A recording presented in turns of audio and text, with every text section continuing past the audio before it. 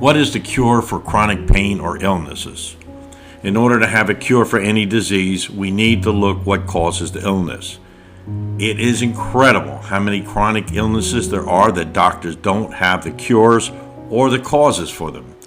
Fibromyalgia, rheumatoid arthritis, and GAD, generalized anxiety disorder, to just name a few. I could write a whole page about these types of chronic diseases. I'm not saying there aren't a lot of medications available to deal with these illnesses, but they only address the symptoms, and the side effects can be worse than the illness. I'm saying they don't have any cure for them. Since this is the case, you may have no alternative but to look for other possible ways of curing these illnesses. You can look into the areas that traditional medicine doesn't look in for causes and cures. There's one basic principle that must be taken into consideration. That is, the body can heal itself. We have seen it every day of our lives, whenever we've had a scratch or even a broken bone. If the body can heal these health problems, it makes sense it can heal other health problems. First, we need to look at specific areas that can affect the health of the body, such as the mind, body, and emotions. When we look at the body, if we are putting harmful food into our bodies, then it is understandable that it will affect our bodies in a negative manner. If it's true we are what we eat, what would you be? Change what you're eating and see if that doesn't change how you feel. You might want to go to a specialist that gives you advice based on their similar experience with similar problems such as yours. We look at the mind. Our thoughts have the greatest impact on our lives and those around us. Science has proven that every solid thing is made of atoms, which is basically energy. So if your negative thoughts and beliefs are energy, you can understand why you're manifesting and experiencing difficulties in your life. If you are feeding your mind with negative thoughts, it only makes sense it would affect our bodies in a negative manner. It is amazing how much negative information and news we are receiving today.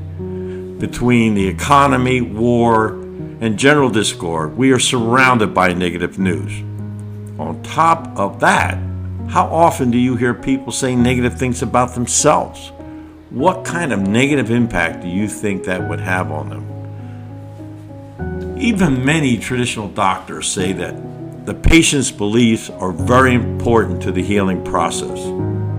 If they feel that they're getting better or becoming sicker, in either case, it can affect the state of their health. If we would only spend a small percent of time focusing on positive thoughts, such as positive affirmations, we would be blown away how much better we would feel. It is critical that we feed the mind with positive thoughts. You can do that by reciting positive affirmations, meditating on positive thoughts, and reading and watching positive material. The best way to be better, feel better, is to be grateful for what you have in your life. The mere thought of gratitude is one of the most powerful healing elements in the universe. If you are thinking about what you want, you lost, or you didn't receive, I think you would agree that is enough to make anyone sick. For the next week, sit down every morning and write a list of everything you are grateful that is in your life and see how much better you feel. Most importantly, get away from toxic people, and for God's sake, turn off the news. When we deal with our emotions, if we are under a great deal of stress and have experienced a great deal of trauma in our lives, it only makes sense that it would have a negative impact on our bodies and how we feel. I'm sure these negative experiences have created resentments against the people who were responsible for these horrible experiences in your life. The problem with resentments, it's like taking poison and hoping the other person dies. Only you are killing yourself. I know many people don't believe it, but you can be free of all the negative emotions that are causing you to feel bad or create illnesses in your body. It It takes a tremendous amount of willingness and a desire to truly be free. You're probably thinking, of course, I want to be free of these negative emotions and feelings. But it is a lot easier said than it is to do it, especially since many of these emotions may be at a subconscious level. A lot of people have gotten used to being the victim, and it's really hard for some people to do the work and let go of the resentments. It is very understandable in many situations people feel justified for their anger and resentment. But what they don't understand, it is by forgiving these people that you set yourself free. You aren't doing it for them. It doesn't change the fact that they were wrong. You are doing it for you. If you are truly willing, at your very core, there are ways to let go of these negative emotions in order to experience a whole new happiness and freedom.